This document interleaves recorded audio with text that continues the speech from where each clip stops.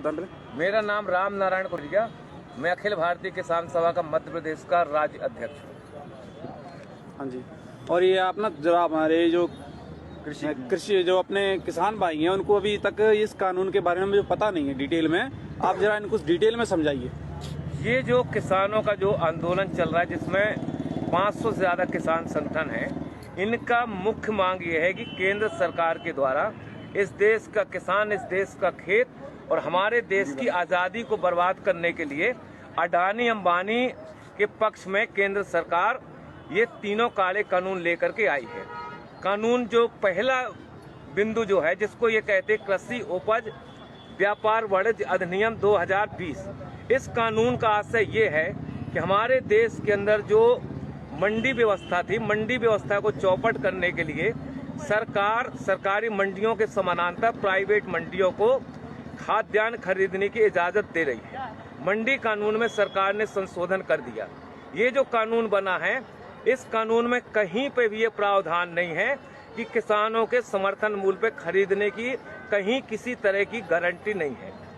और इसका आशय हुआ कि अडानी अंबानी जैसे जो व्यापारी और औद्योगिक घराने जो हैं, ये मनमानी दरों पे किसानों की फसलों को खरीदेंगे, सस्ती दरों पे खरीदेंगे, अपनी गोदामों के अंदर जाम करेंगे और उसके बाद जब किसानों के घरों से फसलें खत्म हो जाएंगी, उसके बाद बाजार में मनचाही कीमतों पर इसको बेचेंगे।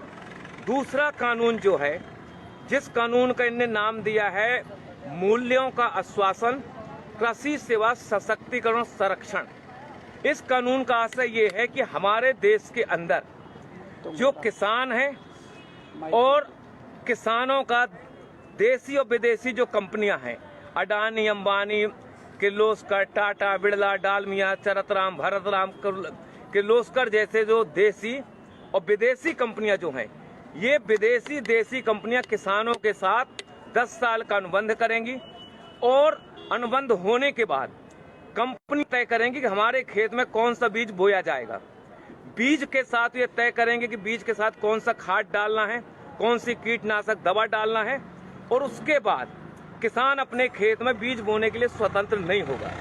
दूसरा खतरा जो इस कानून में है, वो खतरा ये है कि किसानों का कंपनियों के साथ जो अनुबंध होगा मूल्य के सवाल को लेकर के, अगर बाजार में अनुबंध से ज्यादा अगर कीमत है, उसका लाभ किसानों को नहीं मिलेगा। अगर अनुबंध के आधार पर बाजार में कीमत अगर गिर गई तो कंपनी गिरी हुई कीमत पे किसानों का भुगतान करेगी। अगर मान लो किसान अपने खेतों में जो फसल पैदा किया, कभी प्राकृतिक आपदा आ गई, ओला पड़ गया, पाला पड़ गया, कभी अति वर्षा हो गई, अगर फसल में कोई आंशिक क्षति गुणवत्ता के सवाल पे कंपनी हमारे माल को रिजेक्ट कर सकती है, खरीदने के लिए कंपनी बाध्य नहीं होगी। इसमें सबसे खतरनाक पहलू जो है, पहलू ये है कि अगर हमारा कंपनी हमारा अनाज नहीं खरीद रही है, रिजेक्ट कर रही है, अगर किसान दोबारा उस अनाज को दूसरों को अगर बेचना चाहे तो इस कानून में प्रावधान है कि आप इस समझौते का उल्लंघन करके दूसरे को आप नहीं बेच सकते हैं। इस कानून में सबसे खतरनाक पहलू जो है कि ये न्यायालयीन प्रक्रिया से बाहर कर दिया गया है। एसडीएम कलेक्टर जो है इसका निराकरण करेगा, केंद्र सरकार का प्रतिनिधि निराकरण करेगा। कंपनी और किसानों के बीच में अगर कहीं पे कोई विवाद होता है तो इसमें हाई कोर्ट, सुप्रीम कोर्ट जाने के किसानों को अधिकार नहीं दिए गए हैं। और हम और आप ये जानते हैं कि एसडीएम और कलेक्टर जो है ये राज्य और केंद्र सरकार के प्रतिनिधि होंगे। कंपनी के बड़े बड़े वकील पैरवी करेंगे और किसान के पास इतनी ताकत नहीं, इतना पैसा नहीं है कि उन वकीलों का मुकाबला कर सके और आखिरी में किसान के खिलाफ ही फैसला होगा। इसलिए ये कानून ठेका खेती वाला जो कानून है, खतरनाक कानून है। इस कानून से हमारे देश की खाद्यान्न सुरक्षा खतरे में पड़ेगी। हमारे कंपनियों को अगर ये लगता है कि दुनिया के देशों में कौन सी चीज की जरूरत है, अगर उनको लगता है कि रतन जोत पैदा करना है, उनको लगता है मशरूम की खेती करना है, तो आज हमारे देश का किसान अपने खेतों में जो धान पैदा कर रहा है, गेहूं पैदा कर रहा है, कंपनी उनको मजबूर करेंगी रतन जोत और मशरूम की खेती करने के लिए, क्योंकि बीज वो देंगी। हम लोगों ने देखा हिंदुस्तान के जब ईस्ट इंडिया कंपनी का कब्जा था, ये जो बंगाल था, जब हिंदुस्तान और पाकिस्तान नहीं बना था, बांग्लादेश नहीं बना था, उस समय ईस्ट इंडिया कंपनी ने वहां के किसानों को बाध्य किया था नील खेती करने के लिए। और जब नील खेती किसानों ने की, जमीनें उनकी बंजर हुई, उर्वरक शक्ति खत्म हुई और हमारे देश में आजादी के पहले 1 करोड़ से ज्यादा हिंदुस्तान का नागरिक मारा गया था भूख की वजह से। तीसरा कानून जो है, तीसरा कानून का नाम यह है कि अति आवश्यक वस्तु अधिनियम 2020 संशोधन कर दिया। इस कभी तक हमारे देश का जो कानून था, उस कानून में प्रावधान ये था कि हमारे देश का व्यापारी, हमारे देश का औद्योगिक घराना एक सीमा से ज्यादा अपनी दुकानों के अंदर किसी भी वस्तु को अधिक समय तक जाम नहीं कर सकता था। इसमें कानून बना हुआ था। अब सरकार ने फैसला किया है, हिंदुस्तान के खेत में जो हम पैदा करते हैं, गेहूं, चना, अलसी, मसूर, बटरी, दलहन, तिलहन, शक्कर और सब्जी और फल, इनको आवश्यक वस्तु अधिनियम की परिधि से बाहर कर दिया गया है।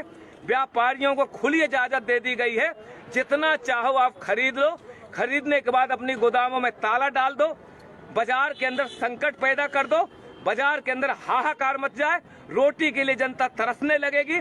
उसके बाद ये मनचाही कीमतों पे गोदाम के माल को बाहर निकालेंगे और मनचाही कीमतों पे हमारे देश के अंदर जमाखोरी, मुनाफाखोरी बढ़ेगी। इसलिए ये कानून हिंदुस्तान के किसानों के भर पक्ष में नहीं है, ये कानून इस देश की जनता के पक्ष में भी नहीं है। जनता के पक्ष में इस हिसाब से नहीं है कि खेत का अनुबंध कंपनी के साथ होगा, हमारे खेतों में जो पैदावारी होगी वो गोदामों के अंदर चली जाएगी। उसके बाद हमारे देश का जो पूंजीपति है, अगर उसको लगता है कि दुनिया के अंदर फलानी चीज की जरूरत है, तो हिंदुस्तान की जनता को देने की बजाय मुनाफा के लालच में दुनिया के दूसरे देशों के अंदर निर्यात करेगा।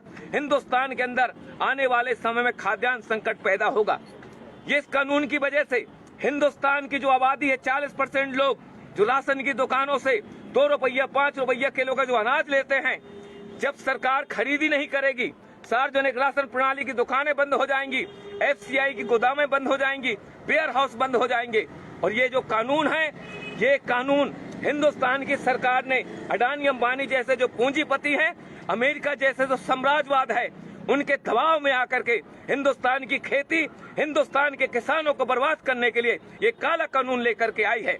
हिंदुस्तान का किसान 22 दिन से आज दिल्ली के 5 जो बॉर्डर हैं, इन बॉर्डरों में कफन बांध के किसान यहाँ बैठा है कि मोदी सरकार इन कानूनों को वापस ले। जब तक ये कानून वापस नहीं होंगे, हिंदुस्तान का किसान अपनी इस आंदोलन को आगे बढ़ाता रहेगा। हमारी सिर्फ यही मांग है, सरकार ये कह रही है कि हम संशोधन करने के लिए तैयार हैं। हमको और आपको मालूम है कि हमारे देश के अंदर संविधान बनने के बाद कितने संशोधन नहीं हो गए। अगर एक कानून बन गया, कानून में ने मान लो गारंटी भी लिख दी, लेकिन जब चाहेगी सरकार उनमें संशोधन कर सकती है। इसलिए सिर्फ एक ही रास्ता है, हिंदुस्तान के किसानों को मौत से अगर बचाना है, देश की आजादी को अगर बचाना है, तो जो काले कानून है, ये काले कानून वापस होना चाहिए। इस सवाल को लेकर के हम लड़ रहे हैं और आखिरी हम किसान संगठनों की तरफ से विश्वास दिलाना चाहते हैं, वो बहादुर 30 किसान जिन्होंने अपनी शहादत दी है, वो भी किसी के बाप है, वो भी किसी के पति हैं, किसी के भाई हैं, किसी के सुहाग हैं। ये मोदी सरकार, ये नरेंद्र मोदी की सरकार 30 किसानों की शहादत के नाम पर एक शब्द बोलने के लिए तैयार नहीं है। ऐसी सरकार को हिंदुस्तान की सत्ता में रहने का कोई हक नहीं है। हम किसान भाइयों से गुजारिश करना चाहते हैं, ईंट का जवाब पत्थर से दो, किसान को बचाओ, देश को बचाओ। यही हमारे आंदोलन का मकसद है।